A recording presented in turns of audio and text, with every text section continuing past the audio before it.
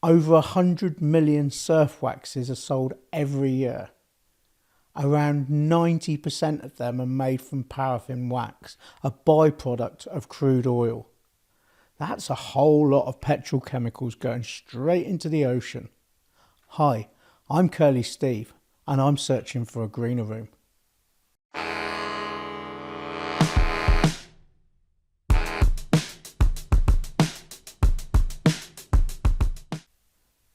Today I'm joined by Kate Richards, founder of Radical Wax. She's on a mission to clean up one of surfing's dirtiest secrets, the wax we use. From lab tests to launching her own blend, she's proving surfers deserve better. Kate, welcome to the show. Thank you so much. Thanks for having me. Nice to see you. So let's rewind. Tell me, where did you come from, and what did you do as a youth? Yeah, so my parents moved down to Cornwall when I was 2, so I've grown up in Cornwall by the sea. As a youth, I went to school as normal, loved sport, always been that kid that is bouncing a ball, running around outside, ants in your pants, and yeah, always been into sport and loving the outdoors. Excellent. So you moved to Cornwall when you were 2. Whereabouts in Cornwall did you move to? Yeah, I moved to Devon, which is between Truro and Falmouth, and went to the school there. And then we moved to Truro when I was in secondary school, and went to Penn School, and then Truro College, and then university from there. Fantastic. And what? So when you were quite sporty as a girl. What sort of sports were you into? And did you get involved like with school, or how did that all come together? Yeah, I was really lucky to be in Devon School, where my head teacher was really sports orientated, and they set up a running club before school, and we'd run from Devon School to the Point every Friday, I think it was, and that got me into just the habits of going out and running. And Excellent. Went with anyone from the school could come. It wasn't serious. Parents could get involved, and then we did things like at Falmouth there was fun runs, and I'd get involved with the school there, or go off and do it as well. So yeah, it was brilliant having that school community encouraging it, and it was a fun thing to do, and yeah, non-competitive really. Excellent. And so running was your major sport at that stage, or? At that point, yeah, and also cricket actually. I got Okay. into cricket. Like I said, I was always bouncing a ball around. One of the students in school, his dad was a professional cricketer, and he set up a after-school cricket club at our primary school. Amazing. And it was great. He, encouraged all the girls and boys to go, and yes, I got into cricket at primary school, and that taught me loads of the skills and team and bowling and yeah, all of that side, and yeah, it's brilliant.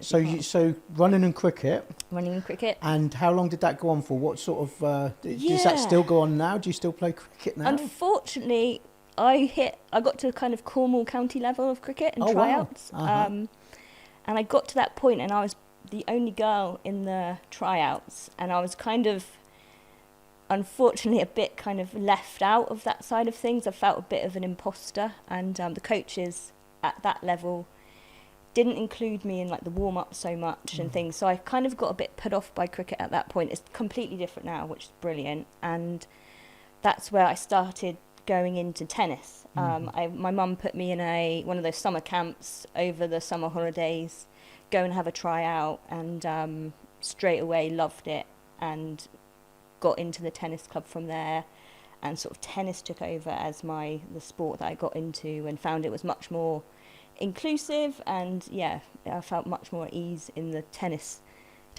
sport rather than the cricket. I kind of stopped doing cricket at that point actually. So what sort of age did you transfer from cricket About to 11. tennis? About 11. Yeah. And then you've played tennis for many years after that, haven't Yeah, you? so even now I still coach a little bit, not too much, but I get roped in at, if they're really desperate for a Truro Tennis Club, they ask me to come and play sometimes. And yeah, it's a sport, so nice. It's a sport that you can do for life. You see, I go down and coach down there, you could still see there's, doubles getting played, and these guys are in their sort of 70s, 80s, and it's just such a great sport for life. So I've, really enjoyed being part of that tennis community. I love that. That's amazing. I'm not going to tell you about my tennis career because I hit a ball over there and it actually goes over there. Yeah. Yeah, not my thing, but that's fantastic. And so, what about the ocean though? Because I know you're super keen on the ocean. So tell me about your ocean story. Yeah, so I've always loved swimming or being in the water. Actually, it doesn't matter what kind of water.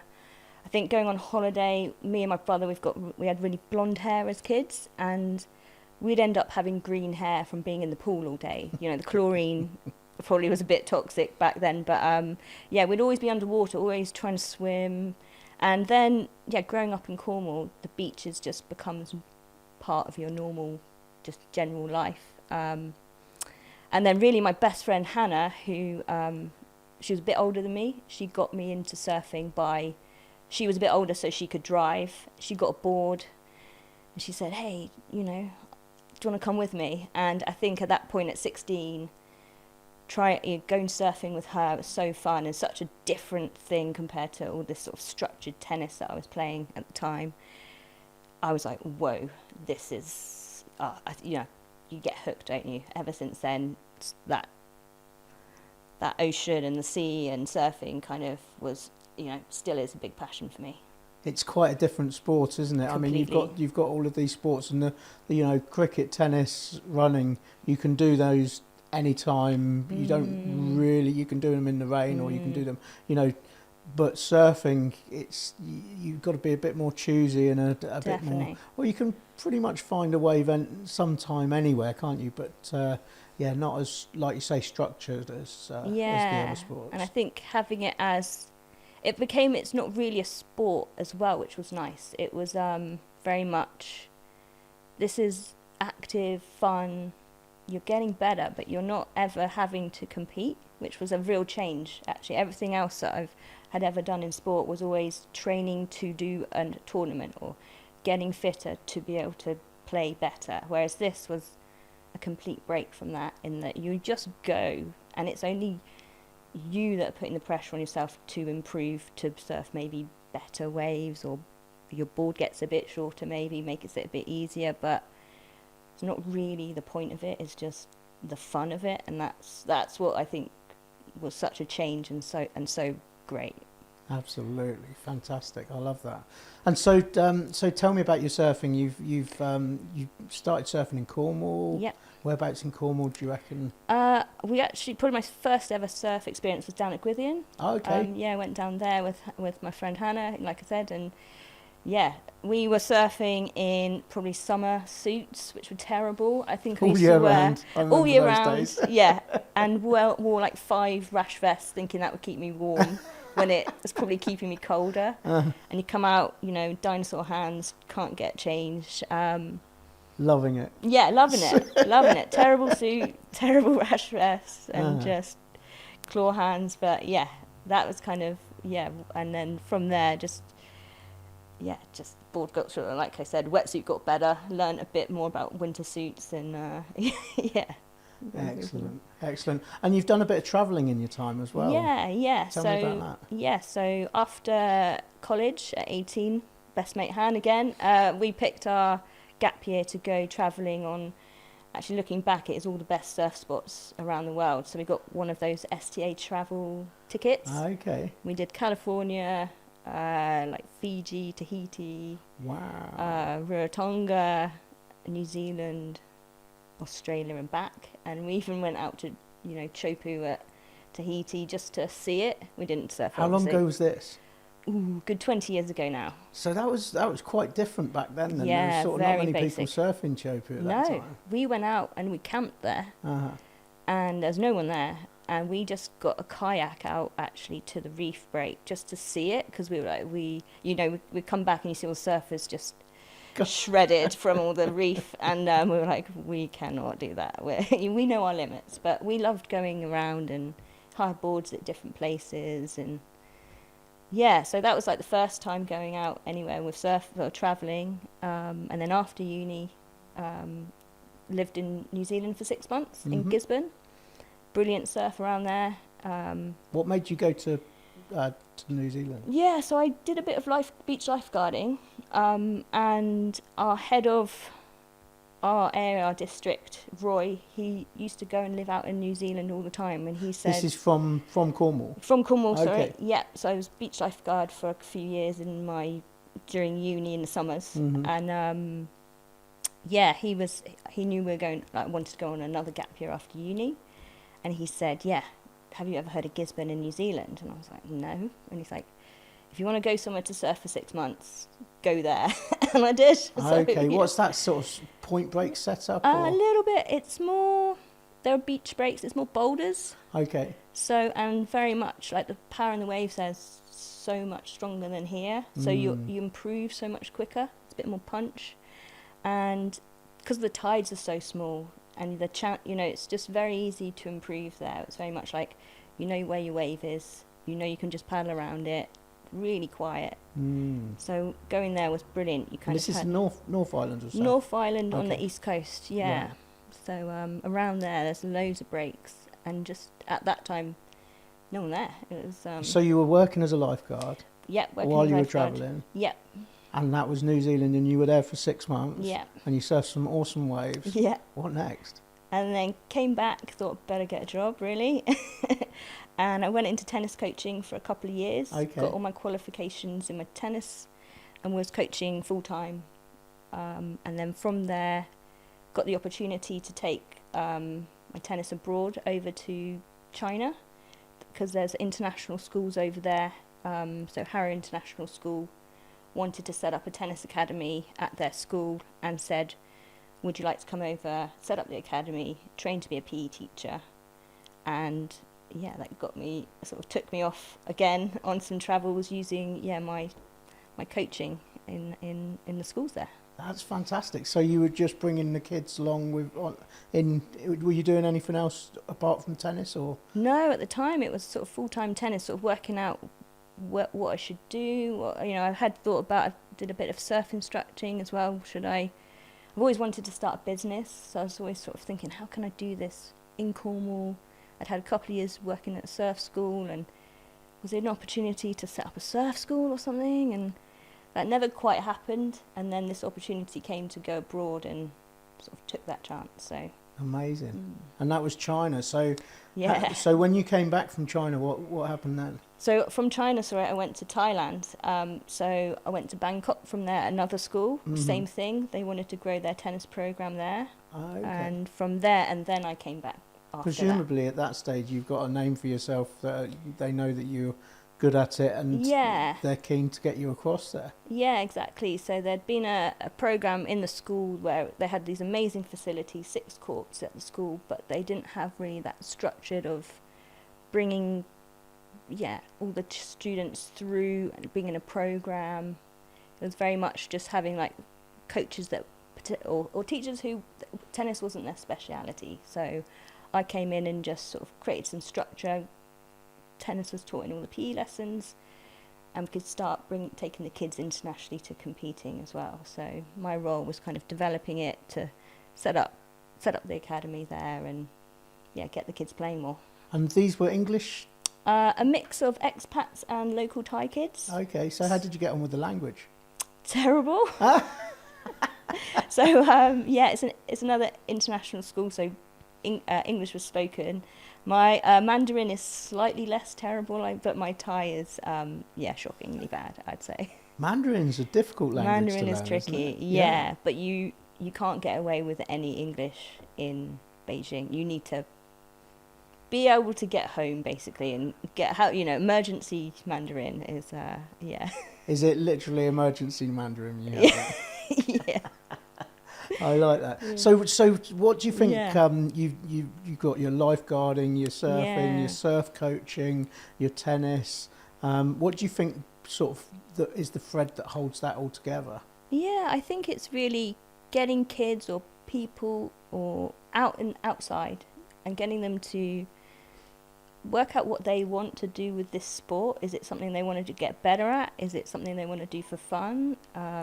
Lifeguarding was all about sort of preventing people getting injured. Surf coaching was more about giving them a taste of a different sport that they might not have tried before. And then tennis was, taking those players to the next level. So the theme is really just new, I guess, an improvement. I guess that's where who I was meeting, that was what they wanted out of kind of coming to me for their whatever sport it was. Excellent, excellent. What a beautiful gift to be able to give to children, well, to anyone really. I used to do some surf coaching as well, and it was fantastic to be able to give that sport really rewarding to new people who hadn't experienced it before. And I was coaching maybe 15 or so years ago, and I still have people come up to me now and say, oh, I'm really good, I've been off travelling around the world surfing and things, and it's a beautiful thing to have shared with people. Absolutely. Amazing. Excellent. So so after Thailand, what happened then? Yeah, I just think the calling of every time I came back to Cornwall and visited family, it kind of every year would get harder to go back out. Almost like the more I was travelling, the more I wanted to come back and have that kind of base. So I was always kind of in my mind thinking, how do I get back home? And I think just that point of kind of don't realise where you are until you kind of are leaving it, when you're going, hang on a minute, if I'm more sad to be going back to my my role, my job back there, there's something not quite right here. So the opportunity came to start a different business back here, and I think at that time it was like, right, maybe it's time to go home and get back into the Cornish world. So Bangkok and Thailand, Bangkok and Beijing, pretty much the antithesis of Cornwall. There's no sea. It's very busy, it's very populated, it's quite a tough life in that you are always going to be that the fish out of water there a little bit. So it was just time to come back. I think I'd got my travelling bug out of me at that point, and time to come home. And how much, if you include your gap years and your New Zealand, how long were you travelling for? It must be nearly a decade actually. Getting up to that, maybe 9-ish years. So it was time to come back and maybe be a bit sensible. I don't know. What's sensible? No. I'm not quite sure what you mean. So you came back, and yes. What happened then?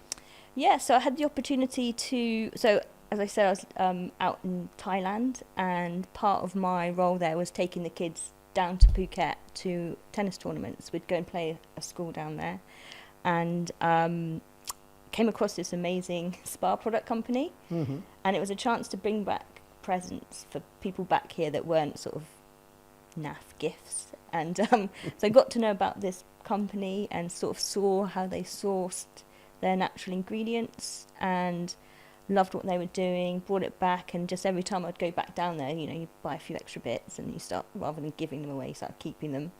And through tennis and through friends and family, got to know the owner, Bobby, who is an American guy who set up the business out there. And he sort of said, if you ever go back to the UK, let me know. Might have some opportunities for you to start this back in the UK. And tell me, what was the business? So Lemongrass House, basically these natural spa products. And what they do is they create these amazing natural beauty products, but they also have a great ability to make other products outside of their line. So they're sort of showing me what they do for these other brands and the creativity that they have. And they said, we've got our retail line, but actually there's so many other things that you could do. So that's always kind of stuck in my mind of, wow, this is a great product. I love the sustainability side of it, the ethics behind it, and also this opportunity to do something different as well. They're very open to that. So I think that's what I kind of brought back here, was learning, right, okay, let's see if what we can do with these products back in the UK. And that's what I was doing when I first came back. So that was when you first came back, and you brought back these spa products. Yeah. And you started selling those when you got back? Yeah, all online. Yeah, we're selling them online. Had a little tuk-tuk. We sell them out the back of that. I was doing a bit of tennis coaching still, so kept my coaching, just keeping my hand in at that. So I was kind of learning, had never run a business before, learning sort of all that side of things. Also keeping up with tennis, loving being back and having some doing a bit of coaching again, and yeah, that's how it all sort of came back to here. And you've got a beautiful little boy. Tell us about that. Yeah, so in all of that, was lucky enough to get pregnant, and yeah, so he came along just when Lemongrass House was sort of starting up. So I kind of came away from that side of the business, and yeah, focused on raising him. He's now 6, got his first board for his 6th birthday, so yeah, it's first really surfboard. First surfboard. Amazing. So yeah, looking forward to something that we can do together as he gets older. Absolutely. Yeah. And again, that's another a beautiful thing for a young man to be able to get on with, or a young boy. Yeah, absolutely. So when did you start? When did studying come into all of this? Yeah, I think I've always got this. I think it came about from having just the always in my mind is getting better at things. So I think I've always been wanting to learn or improve. I'm always like thinking, hey, I can be a bit faster, or I can be a bit better at, I can be a bit better at tennis. I can learn more about business. So this opportunity came up to study at Falmouth University, and it just, it was just the right time, right combination of what they were offering and having a new product to launch. It just was the perfect timing to. And this was still when you just had the spa products? At the time I just started, brought in a new radical wax, which was the new product to launch. So let's just rewind a minute. Yeah. We've gone from spa products to radical wax. Yeah. What happened in between? Yeah, there's a bit of a gap there. This is exciting. Yeah, so it's kind of radical wax is the culmination of everything, I'd say. What is radical wax? So radical wax is a collaboration with Lemongrass House. So using their expertise in natural products, and we are the first surf wax company that is sustainably made by a spa product company. So I went back to Bobby and said, hey, we have all these different ideas about products, and can we really have a go at making an eco surf wax? I've come back from being in Asia for so long. I go in the shops, there's no eco surf waxes there to even buy. The ones that I can buy online are difficult to find, and unfortunately just don't hold up compared to your traditional, your best sellers, and he came over to visit, and we were sat in Perranporth. He was seeing the sea, seeing how many people surf over here, and it was like, let's give this a go. So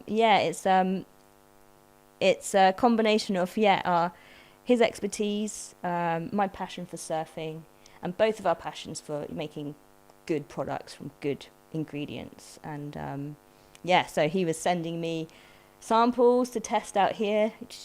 Goats, no. So just let's rewind. There's a reason why you wanted to make an eco wax, and that was something to do with a high percentage of you got some wax tested. Yeah. So in my quest because it's really difficult to make a good eco surf wax. It's also really hard to know what's in any surf wax. Looking at all the packets, you go online, try and find out what's in them. So from a kind of a really curious standpoint, I was going, okay, there's an eco wax, and then there's a wax. What makes that eco and what makes that not eco? So I took the sort of the top best-selling waxes to a lab and said, look, can you just help me? I don't know what is in these. It says a tackifier. What is that? And a tackifier. Tackifier. Something that's something sticky. That makes it tacky. Okay, Yeah. Right, yeah, okay. So I took it to the lab, asked them to break it down, just to help me be, okay, what is in these things to then can help me make an eco or a natural version, basically. And I sort of, through my research, realising that no way, there's 100 million bars sold every year, and that's growing. 100 million bars of wax sold every year. Globally. Wow. And 90% are petrochemically based, basically. So they're a mix of, that lab report showed it was a mix of petrochemicals, or paraffin wax, toxic scents. So every time, you smell your bar of wax, it's actually, I still do it, and it's just, the scents in there are just synthetic and not good quality. And then the rest of it is just a filler, so limestone. So it's just a blend of these three kind of, how they're made, how they're manufactured, or even when you're rubbing it on your board and it's going on your skin, or where it's going afterwards. They're all problematic to the fish, planet, to the coral, to all sorts of different things. Yeah, and even when you de-wax your board, and you put it, say you put it in the bin, that's just going to stick in landfill for, wax companies say, so good it lasts so long, and actually that's not a good thing. Yeah, okay, yeah, for sure. And so it would be good to point out there, 90% of waxes are that, paraffin but there's based, also 10% that are... Yeah, and what came about as well, unfortunately, is that the lab reports did show that even your eco waxes that you think are organic, natural, plant-based, unfortunately are still coming out as being paraffin based, because there's no regulations, there's no one testing to see what's in them. And so even your sort of top brands that you think are eco are unfortunately greenwashing what they're doing. So it's and since we first met, because we met a while ago, since we first met, I've had a look at some of the brands of wax, and I've tried to find online what's in them, and people are pretty quiet about what's in them, aren't they? There's no glaring ingredients on the side or anything like that. Yeah. Which is a shame, really, because I've surfed for over 40 years, and I've never even considered what's in my wax. I've used the same brand for most of that time. It's great wax, but then it's actually not that great. Yeah, and that's it. I'm exactly the same. I've used the same wax too, until kind of finding it, and like you say, you don't know, even if you look for it, you don't know what's in it. So it's a sad state that the surf wax industry is in, but it's only because I think it is really difficult to make an alternative.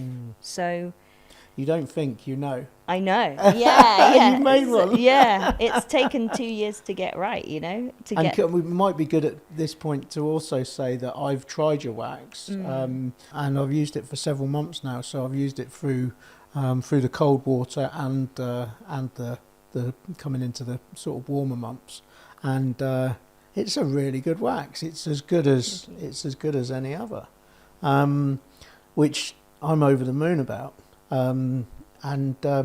So you did have an issue with the different temperatures, didn't you? Because obviously people like to surf in the tropics, or they like to surf in Iceland, or they like to surf at different temperatures.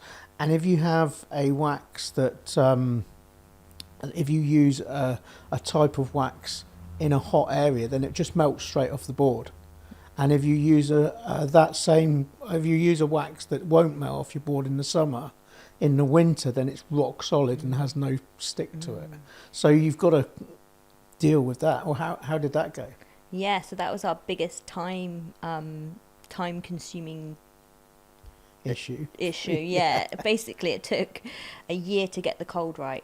So, like I said, it's all made out in Thailand using their amazing ingredients. Oh, it's quite hot in Thailand. It's quite hot in Thailand. So they were saying, our wax is, the cold is actually running, absolutely melting out here. So they couldn't test it, or the cool. So everything was coming back to me to test here, and me testing it through the different seasons. And the cool was just either was smearing, it wasn't bumping up, it would just come over and didn't work. But it was key that I said we've got to have all the different temperatures. Cold is where the surf community is here. And like you say, you travel and you take your other temperatures with you, but to not have a full range, didn't feel right to me. We had to get everything right. So they were mixing up the cool in fridges over there, went to refrigerated units to get it right, testing it on wax. Like these big food companies, can we just bring our surfboard in your out the back, waxing up your board in your fridge, exactly, and then sending it over here, and we were back and forward going. Yeah, that was about. And there's even one point where they just said, "Look, I don't think we're going to get the cold," and I said, "I think you can. Like, I just believe you can, because you're such an expert in this." So yeah, it was lots of tweaking, lots of different waxes we tried, lots of different fruit waxes, different oils, different butters, different resins. So it's just a case of loads of these little pots of waxes around the place, and testing and testing and testing till we got that formula right. And am I right in thinking that it's a waste product? Yeah, so that's the difference. So we use a lot of the similar, like cocoa butter or the lemongrass in the spa products, and that's going into the wax there to make it be able to apply.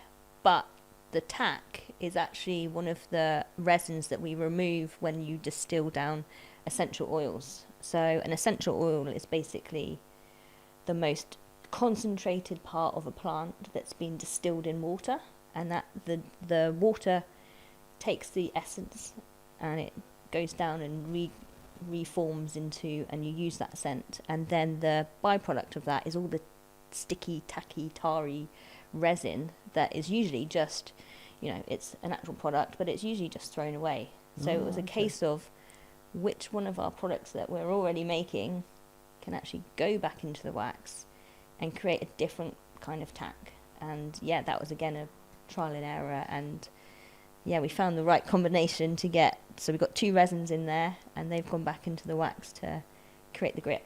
So what have you got now? You've got a cold. Yeah.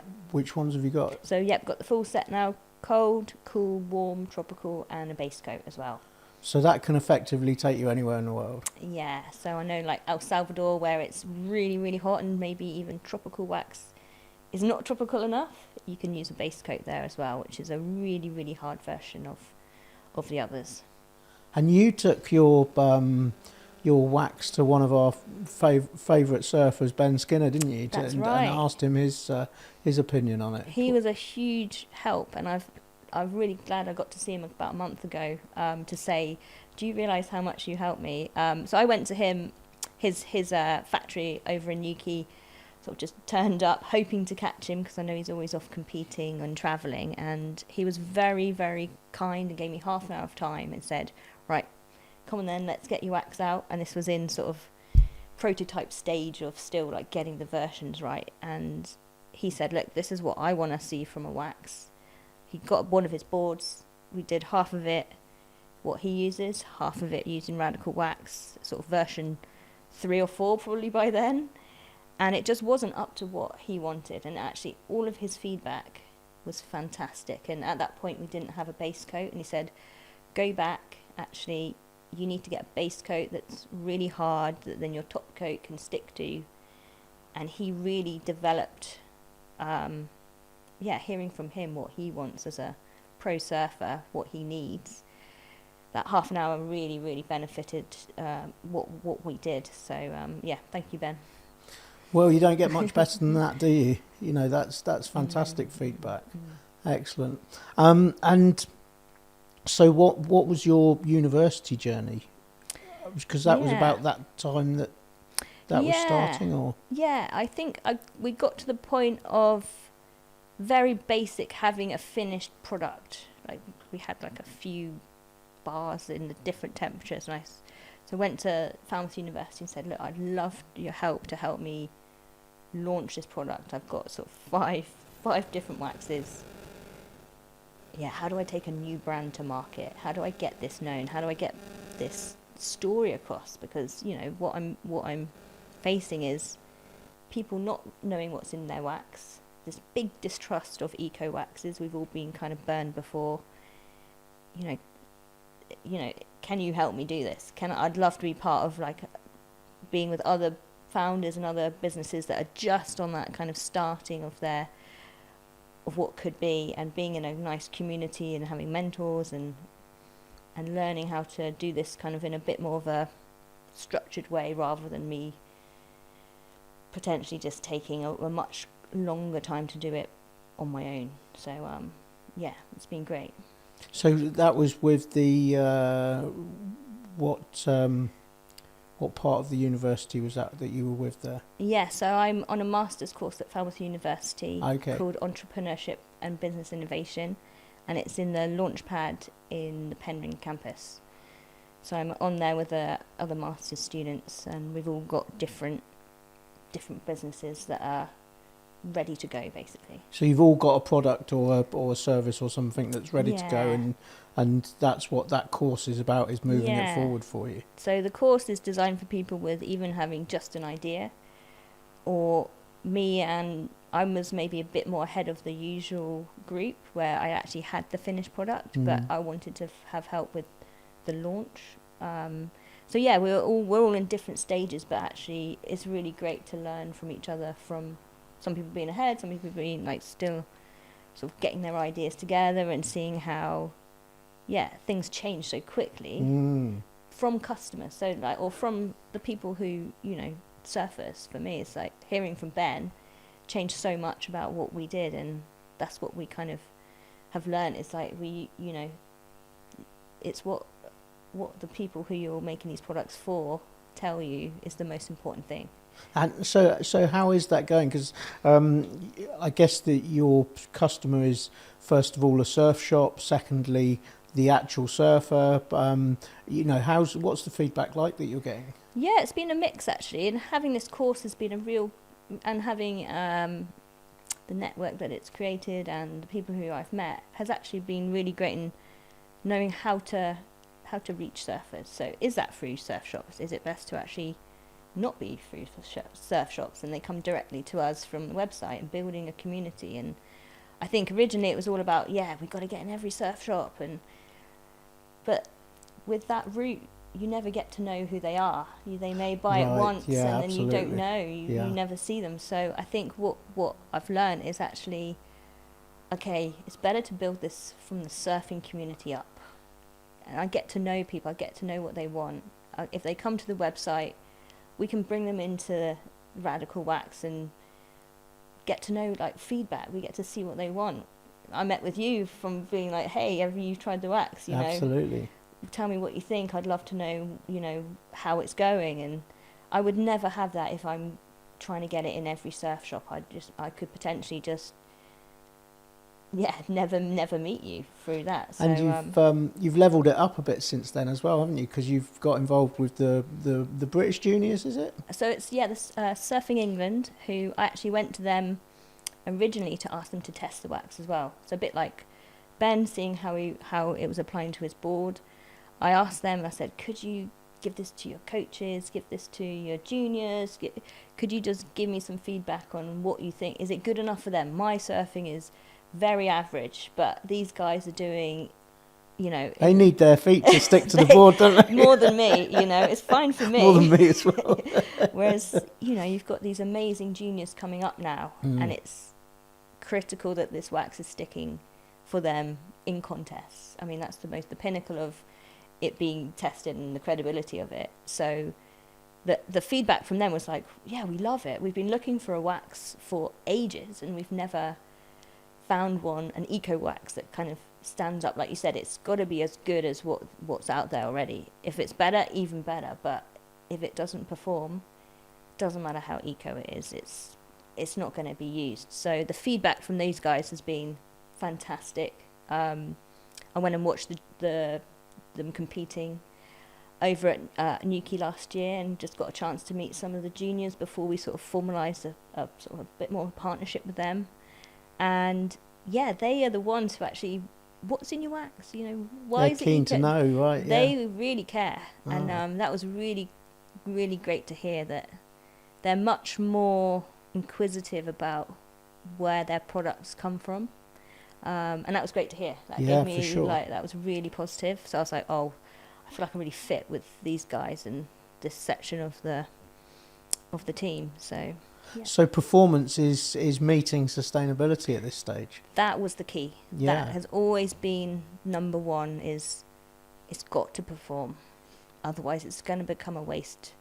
It's going to become more unsustainable because we're making product that isn't fit for purpose. So, and I've heard this time and time again with professional surfers where they want to be sustainable, but the product isn't out there for them to be sustainable. For example, wetsuits. For example, surfboards. The surfing as an industry is quite a sort of contradictory industry, isn't it? Because you've got a lot of surfers that go travelling, so there's airtime. You've got surfers using boards that are made out of products that are not the best environmentally wise. Wetsuits is a massive thing right now about wetsuits. So that performance and sustainability in the surf industry, what are your thoughts on that? Yeah, I think the innovations have been amazing. I think it's also, what's not really discussed is it's actually the manufacturers that actually stop the brands potentially from being more sustainable. So every brand out there wants to be sustainable. Of course, I mean, it's what we want, it's what surfers want. We're in the sea, we're the ones swimming in the sea with all these things going into them. But if you're a brand that says, yeah, we want to use the best possible material, if the factory that makes it says we can't do it, or that we don't have that material, it's difficult for a brand to then not do what they're doing.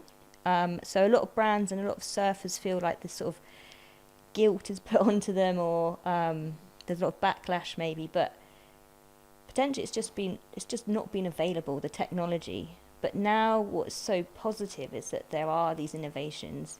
Manufacturers are now getting on board as well. And like what you're seeing is these huge shifts in like the wetsuit industry, where things have just kind of like reached this tipping point where, there's films and documentaries coming out about the harmful effects of how they're made. But if the manufacturer's still making it, there's an alternative. There is not many options. So yeah, that manufacturing side is actually where it's key for this performance and sustainability to move forward.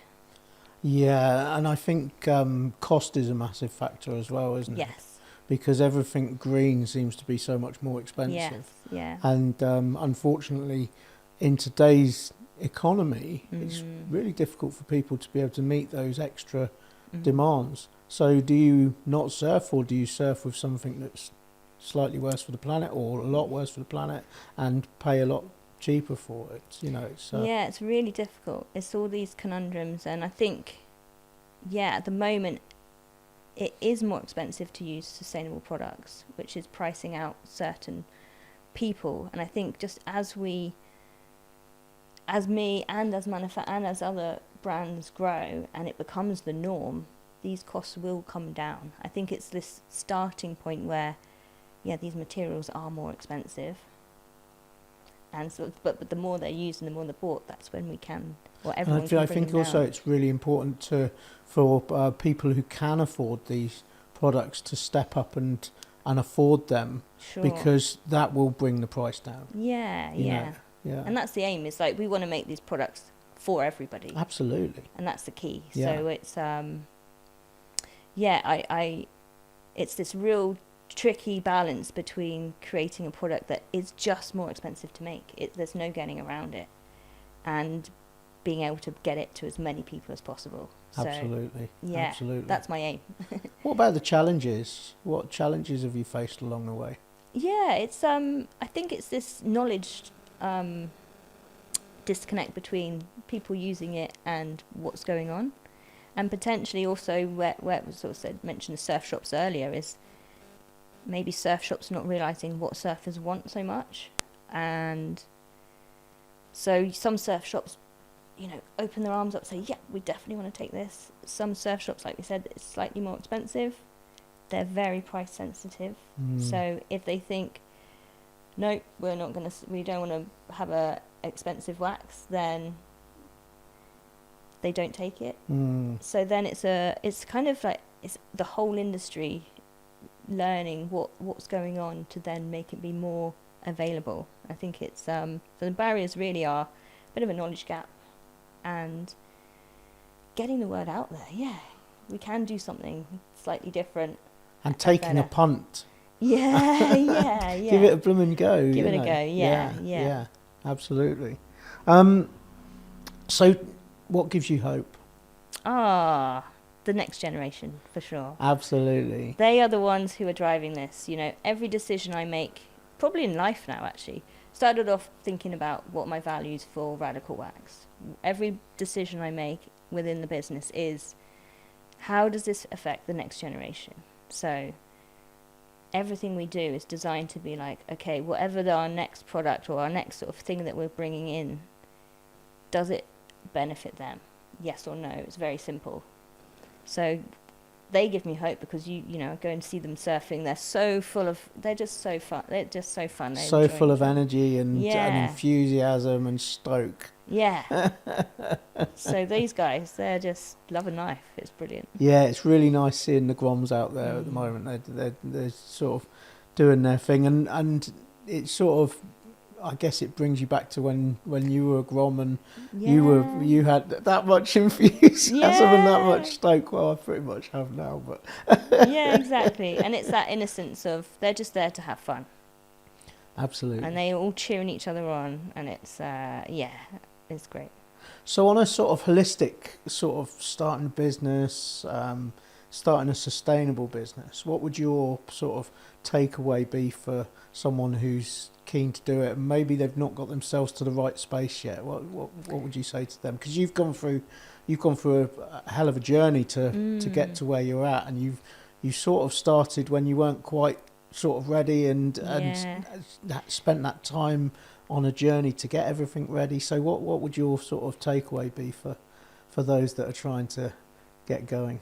I think you're never ready. Yes. I think if you wait to be ready, you'll never start. I think you learn the most in failure. So just do it. I think, you know, everybody's in the same boat. Everyone's sort of just doing what they can. And so, yeah, my advice would just be like, just start. Otherwise you never know. Brilliant. It could be the best thing you ever did. Yeah. And failure is so important. Failure's You learn brilliant. more from failure than anything else, right? And that's it. And that's what people don't talk about is, you know, even this week we've been getting a few T-shirts made, and I mean, it's been some of them have been a total disaster, but you just go, wow. Have you been making them yourself? Not me, but just trying to get them At home. designed. Yeah, no way. Knitting them up. That's it. You just learn. You go, right, okay. Maybe we wasted a week, but maybe we've learned so much for forever. So, yeah. Absolutely. So, yeah, it's good. So just get going. Just do it, yeah. Just do it.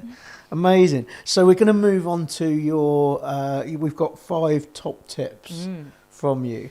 And Alex, our producer over there, he's got the bell ready, and he's going to give you 1 minute to talk about each top tip. Brilliant. Are you ready to go? So I'll Ready. read your top tip out, and then and we'll go from there. So your first top tip is get informed. Knowledge is power. Yes, so a bit like me, I don't have to take it to the extreme and take stuff to a lab, but just delving in and knowing we've all got the internet. We can all sort of search and see what's going on, maybe look behind the brand or look behind just LinkedIn or look, you know, website, whatever it is, and just then you have choice. I think knowledge gives you choice, and you can, like you said earlier, if you can choose to do something or you can choose not to, and I think that's what's so nice, is rather than just going out and not knowing what you're buying, we all have that power now to do that. Yeah, absolutely. Oh, that's good timing. Good timing. That's really important, isn't it? To sort of research what you're buying. Or yeah, there's so many good websites out there to give you that information as well, isn't there? Excellent. So number 2 tip is anything is better than nothing. Yeah, and this idea came from meeting with the 2 Minute Foundation.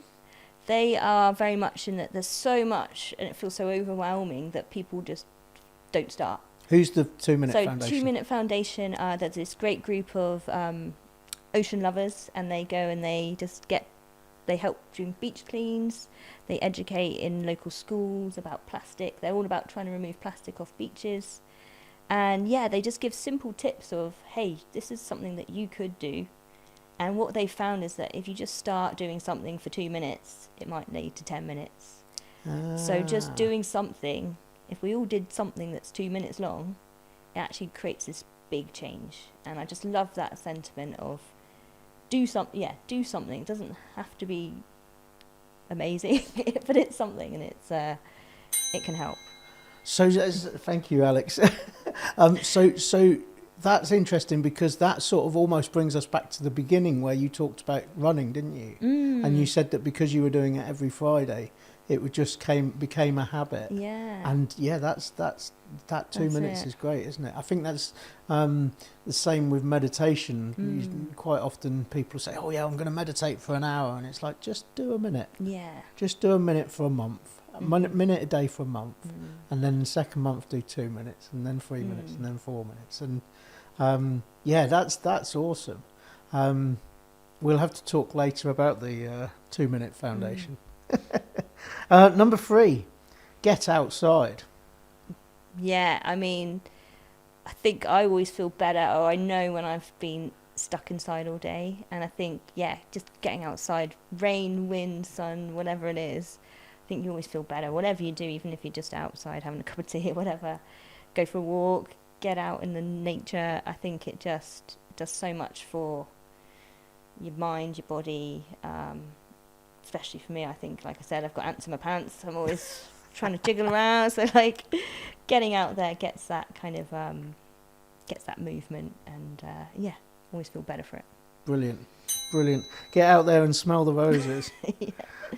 Get moving in any form, whatever you enjoy. Yeah, and I guess that's a bit like what I've just said, but yeah, I think it's people, you know, finding what you love. I've got a friend who I was chatting to today, actually. Will swim happily in freezing cold, you know, January, but won't go swimming in a swimming pool. So it's, for me, I think she's, you know, big respect that she goes out there when it's freezing. But for me, that feels way harder than going for a swim in the pool. So, yeah, find what you love and do it. That's the key. Then you will want to do it. It should never feel forced. Find what you love and do it. Yeah, that's beautiful. Beautiful. Oh, well done, Alex. Number 5, think about your choices. Think about how your choices affect future generations. You can make a difference. Yeah, I think that's coming back to what I said earlier, is just having a bit of perspective. I think, like, becoming a mum, that's made it be much more in the forefront of my mind. Maybe when you're sort of, not everybody, but maybe when I was younger, just sort of thought about the here and now and what's just tomorrow maybe, but not really thinking, hang on, what's 30 years look like, or what's 50 years look like. And yeah, these choices we're making now, yeah, they do have an impact, and we should be thinking about what we're leaving, good and bad. And that's been my big drive, is like, if I can leave something positive in this world through surf wax, or, you know, whatever it is, that would be a fantastic achievement, I think. That's a beautiful thing.